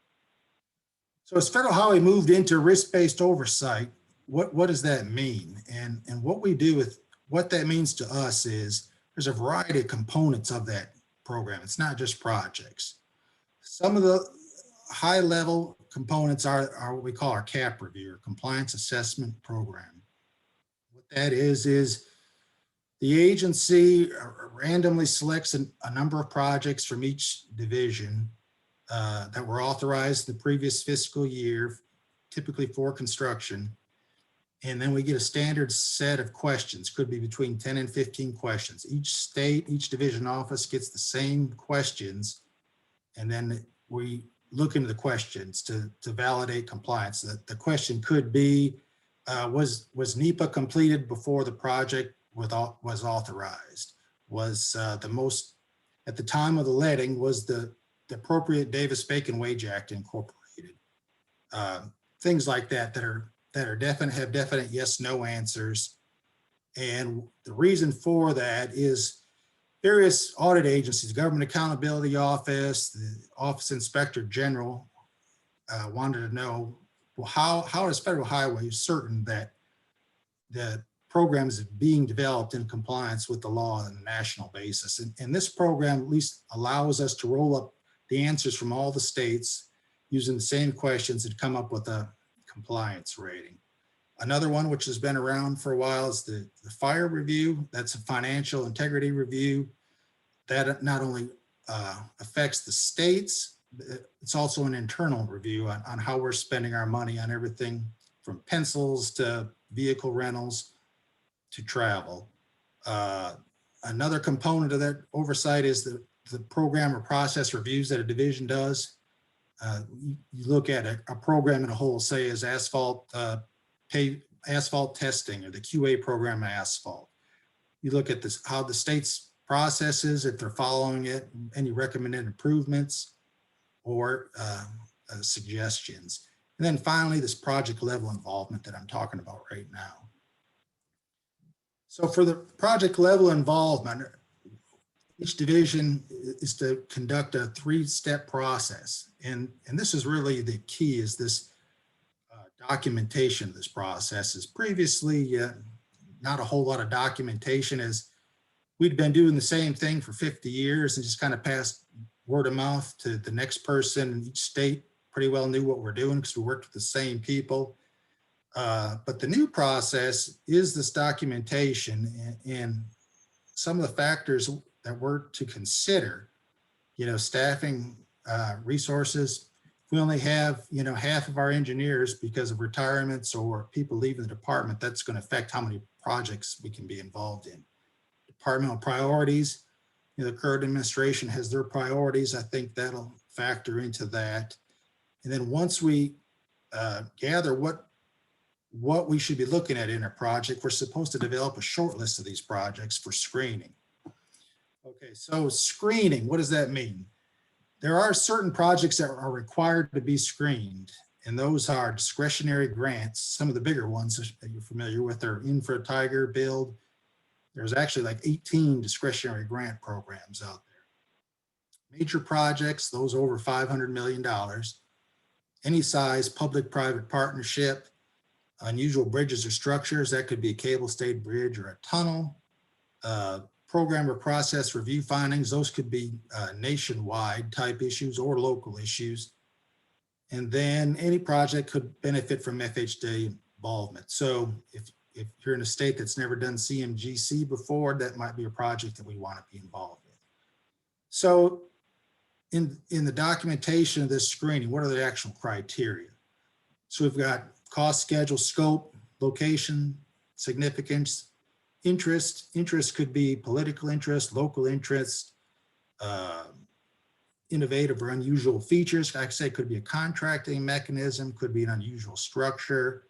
The administrating agency, that could be the state or an LPA. And then we added a category at the bottom, which is geographic location, because in Mississippi, we're a rural state. A large portion of our state, if we applied the same criteria across the state, there's areas of the state we would never visit or be involved with. So what we did in Mississippi is we developed a scoring system just using a simple spreadsheet. We ranked these criteria on a 100-point scale because we figured everybody could understand a 0 to 100 scale. And this is an actual project that we scored recently or screened recently.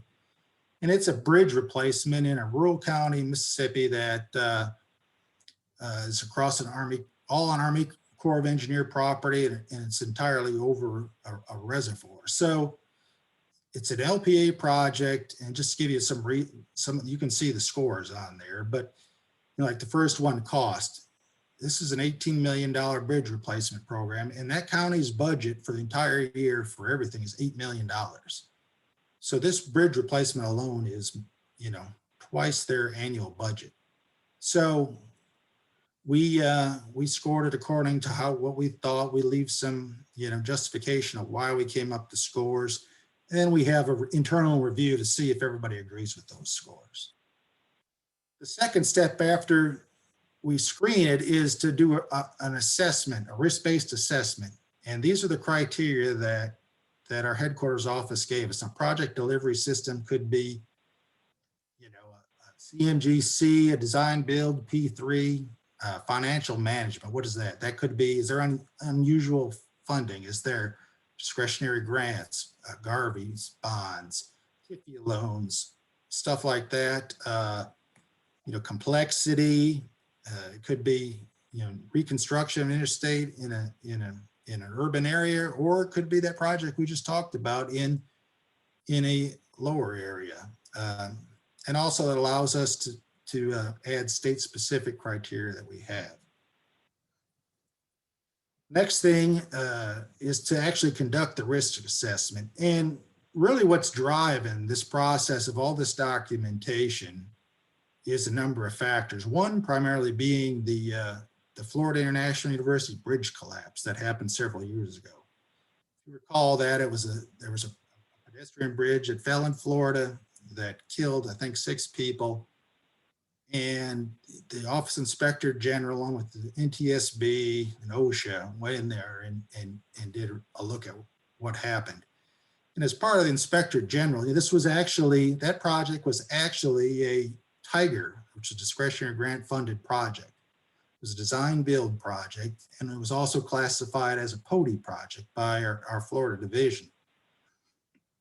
And what the recommendations were is that, our PODI process really didn't identify what we were going to do. It said, for example, we'll approve the plan specification estimates prior to authorization. So the question was asked, well, okay, so were you checking the calculations on that bridge?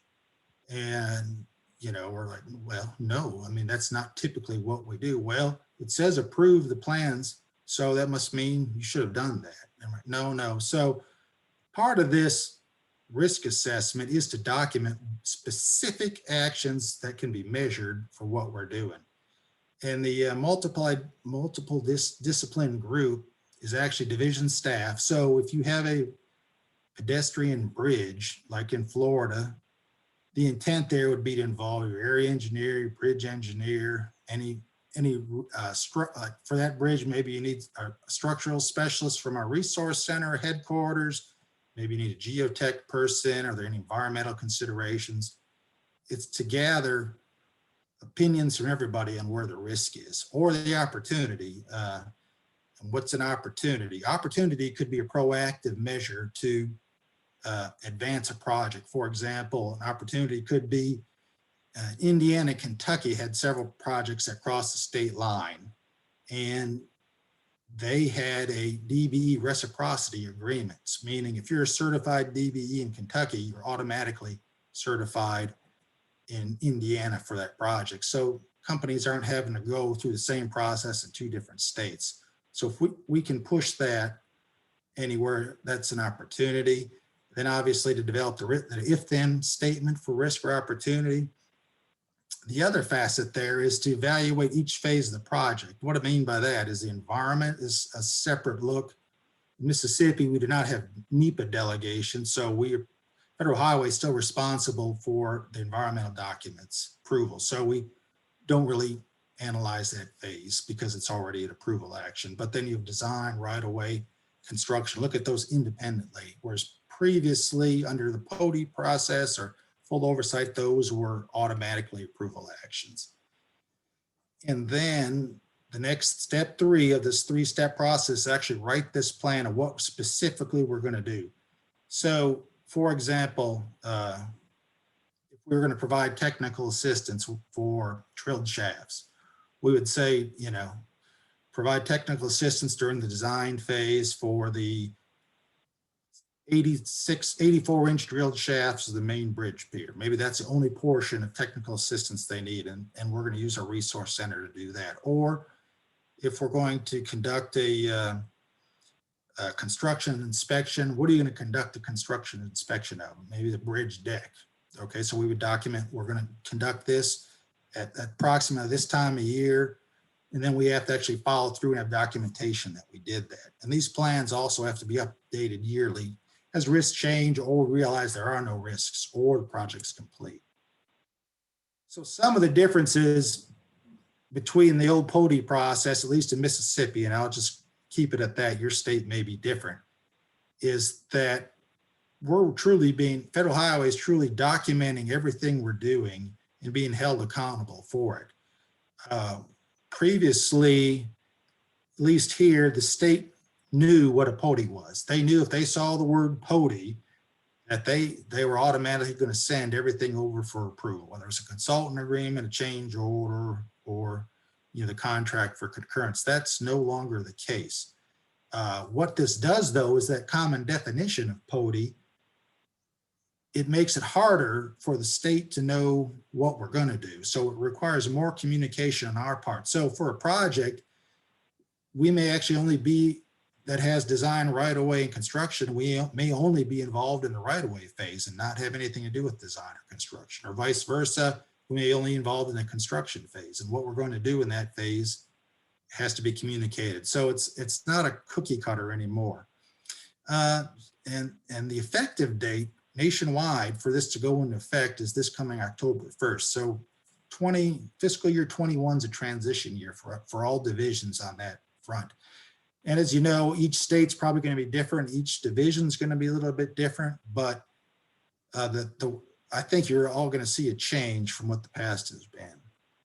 So that, rolls into the true risk-based oversight of the program and project involvement, is that they should feed into one another, and we should learn where risk is, where opportunities are, and with the result of making the entire program better for the state and LPAs. That leads me into the next portion of the presentation, which is along with that risk-based opportunities that we're doing, we have talked with Mississippi DOT about LPA program. And the LPA program, ranges in very small projects from 200,000 to, we've got projects in Mississippi that are $50 million LPA projects and everything in between. But the bulk of the projects are probably less than $5 million, probably less than $3 million if we've got some data behind it. And, the one size fits all of the MDOT's standard testing and specification doesn't apply. It's hard to apply to a lot of transportation alternative projects or small projects, sidewalk replacements, multi-use trails, traffic signals. So over time, the counties and cities have been complaining that on some of these projects, the construction engineering and testing costs are a good percentage of the overall construction budget. Isn't there a way to reduce that and become more efficient? So talking with MDOT leadership in our office, we figured that we should try and do something. So what we did was MDOT submitted a STIC incentive. And a STIC is the State Transportation Innovation Council, which is part of the Everyday Counts initiative that each state has, and each state has a STIC council. So MDOT submitted a request for a $100,000 grant. That's the maximum grant you can get in a year under the STIC incentive. So with their match, it's 125 per year. So we set out to look at what we could do to make things more efficient in the LPA world. So as I said, the intent of the Everyday Counts process is to shorten project delivery and enhance safety, reduce congestion, speed things up, and gets things done in a different way. Put proven technology or trial technologies out there and try to get them proven. So the first task that under the STIC incentive that MDOT had, and they did hire a consultant to do this work for them, is to research what most states are doing right now versus what we think risk-based optimization would be. They also were to do outreach with states through AASHTO, and then anybody who volunteered, they wanted to interview those states, provide a summary of those findings, and then eventually develop guidelines and example projects for LPAs to use. The first task, as I said, was to look at current staffing of LPA projects. And like I said, a lot of these smaller projects, the construction engineering budget was a good percentage of the overall construction budget. Look at what risk-based practices there are, and then also what's required by federal regulations or rules. So some of the key documents that we looked at were Indiana had Purdue University. They really did the most research on construction engineering. Texas has a great risk-based materials program. And as you can see, NCHRP report 838 also has really the foundation of using risk-based optimization for materials QA. And most of those specs, they all use a percent with the limit specs with statistical analysis based on levels of risk. So you would apply a level 1, which is a high risk, level 2, level 3, which is low risk or medium risk, moderate risk, depending on the material's properties. So at asphalt density may be a level 1 where the gradation's a level 2 or 3. And we also heard from Wisconsin DOT that they had a construction inspection guide that they use. So through AASHTO, MDOT got back responses from the following states through a survey. They had a canned survey they sent out. And once we got looking at the survey, really materials was the key area where most people were doing risk-based practices. So furthermore, some of the states responded they did have risk-based practices, but in actuality, they didn't. So of those 50 states, you can see 22 responded. They had some sort of documentation, which a few examples I just showed. And then 3 states were allowed to be interviewed or agreed to be interviewed. I think Texas, New Jersey, and Kentucky, Indiana, I believe. So the development of all this is, okay, so we're working separately on figuring out how to optimize our construction engineering. We're working to figure out how to optimize materials sampling and testing. And now we got to combine that and put it into an actual project that people can follow and understand what we're doing. So what we did was broke down projects into the various phases of construction, because that's how they're going to estimate man hours or materials testing. So for this project, you can see that the F is a full-time position. Anything that was risky, considered bridges, structures, new alignments, those were automatically deemed high-risk projects. So this phasing that I'm showing you is for those projects that are not deemed high risk from the start. Intermittent and then part-time. So part-time would be an item that you could come back and look at, like a pavement marking. If you weren't there, you can come back and see what it was. All right, intermittent means potentially you need to be there some of the time, maybe not all the time, and obviously full time. Along with those risk levels for materials, we assign ratings for those also, high, moderate, low, and with the same thought process being, if this material is not up to par, what's the outcome? So if you had low strength concrete on a bridge deck, that's more high risk than low strength on a sidewalk. So we developed those tolerances, and those pretty much are already well documented across the country, at least in the states that are using it through NCHRP.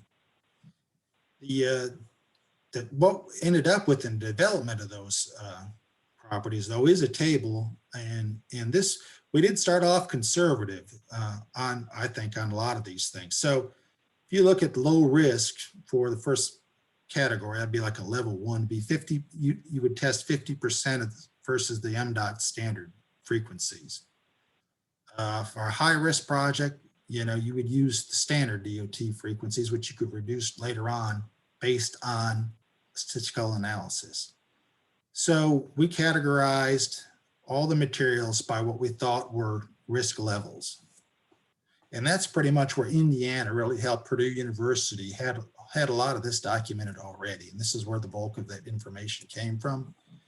So of those 2 tasks, all right, phase 1 was complete in gathering all that information. Phase 2, which was another stick and sieve, another 100,000, was to develop 3 manuals. Okay, the first manual is the risk-based inspection materials testing guide, project sampling requirements, and then an inspection guide. So these documents, by the way, are all available on MDOT's website. They were all complete at the end of last year. And it breaks down, like I said, the risk into 3 categories for materials inspection and testing. There's also, as I said, the sampling and testing requirements, which is a modification of MDOT's SOP for specifically LPA projects. And finally, the critical inspection guide, which Wisconsin really helped with this. And this goes through every pay item in the standard specifications and lists what are the steps before this work is done, during this work, and potentially at the end of this work. It also gives a rating of how much experience should the inspector have for this work. So if you have an inspector for milling, it's going to say in there 1 to 2 years, where if you have an inspector for rebar or for a bridge deck, it may say 3 to 5 years. So it gives the consultant, the LPA, and most of our LPA inspection work is done by consultants. It gives a confidence level of who should be doing what when they're looking at their proposals for staffing of projects. And MDOT also uses that for, as they concur in the award of these consultant inspection contracts. And just to give a quick summary, all this was completed really in 2020, but as you know, 2020 was a weird year. It was fully implemented this January on all size LPA projects in Mississippi. So based off of contracts that have been negotiated, there's no final contracts completed yet, but for the high risk project, like I said, it would be a bridge, replacement or new construction, new alignment, a resurfacing of an anxious route. Those are high risk. There's really no change in cost for those because the staffing level is the same as it was 2 years ago. For the moderate to low risk cost, those trails, sidewalks, traffic signals, right now it's looking like 25 to 40% savings off the top from 2 years ago. LPAs and the consultants are still in the process of understanding how this will go. And as I said, it's still fairly conservative as far as some of the materials testing, I think, and some of the inspection, and we'll modify that process as needed for efficiency over time. I think some of the bigger consultants are more comfortable and understand it. Some of the smaller ones, smaller LPAs, don't quite understand it yet, but we're working with them to try and enhance and get the most cost-effective project for them while still meeting the requirements that are necessary. And with that, I will turn it back over to Jessica, and thank you for your time. Good, Jeff. I know that y'all's oversight is very critical for us, and we work very closely with y'all on a lot of different aspects, and everything from planning to safety to traffic engineering. So it's a lot. Just curious, I guess Pandora's box, but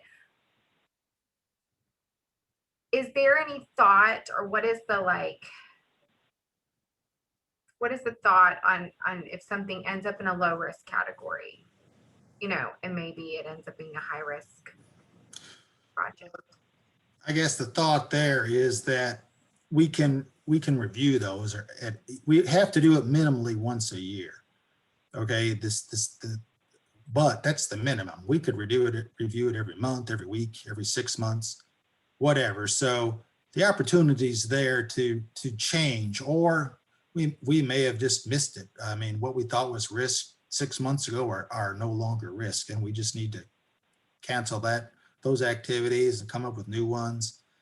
I guess the key I did leave out, right? The key is this documented process of what we're doing is what we actually have to produce in our files to show we address those items. What I didn't tell you is that doesn't mean that's the only thing we have to do or can do. Okay, that's all we have to document. So we can still be involved and look at stuff for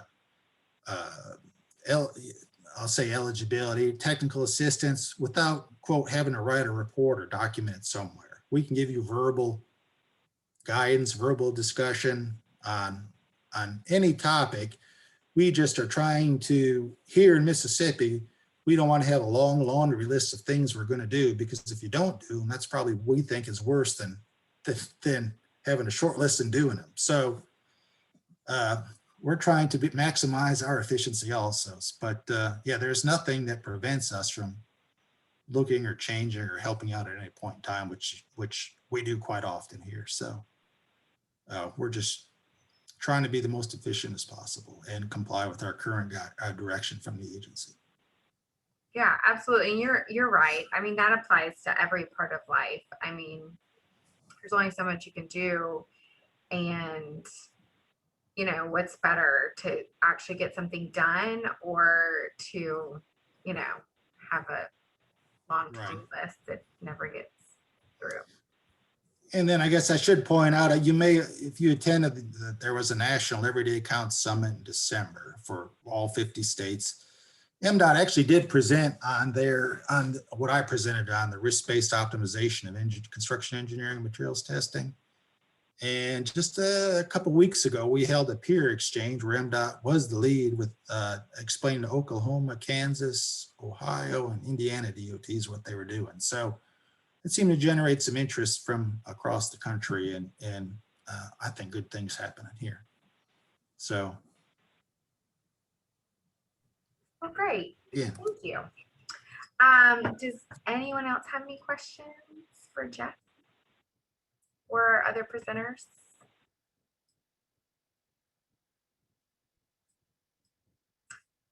All right.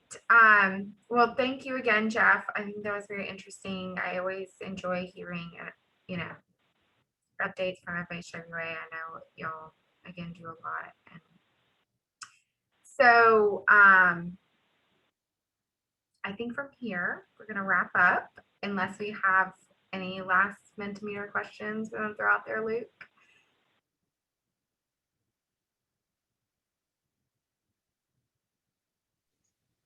I didn't have any more, sorry. That was it. That's okay. Most of you should have Luke and I's contact information.